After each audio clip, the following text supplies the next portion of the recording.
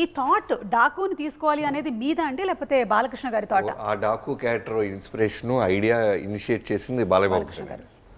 Yeah, మేము కథ గురించి మాట్లాడుతున్నప్పుడు నాకు ఇప్పటికీ బాగా గుర్తు. ఆయన ఇంట్లో కూర్చున్నప్పుడు, బాబీ ముందుగా కథ కన్నా నా అభిమానులు నా గురించి ఏదో కొత్తగా కోరుకుంటారు, వాళ్ళకి నేనేమి ఇవ్వాలి, ఇప్పటికే 100 సినిమాలు చేసేసాను, ఒక్కొక్క పాత్ర మీకు అందరికీ ఎంత పేరు వచ్చిందో మీకు తెలుసు, మళ్ళీ మనం చేస్తున్నప్పుడు నాకు అదేదో ఒకటి వర్క్ చేద్దామమ్మా అని అన్ని ఫిల్మోగ్రఫీ నుంచి మాట్లాడుకున్నప్పుడు ఆదిత్య 369 గురించి, ఆ పాత్ర గురించి మాట్లాడారు. నాకు చాలా ఇష్టమైన క్యారెక్టర్ అది. ఎందుకంటే శ్రీకృష్ణదేవరాయలు అంటే అలా ఉంటారా అనిపించింది ఆ టైంలో నాకు. ఒక కింగ్ ఆ గెటప్ వేసుకొని వచ్చి ఆ టైం ల్యాబ్స్ ద్వారా, ఆ టైం మిషన్ ద్వారా ఇక్కడికి వచ్చిన ఈ హీరోని కాపాడతారు ఆయన. థియేటర్ మొత్తం క్లాప్స్ కొట్టిన మూమెంట్ అది.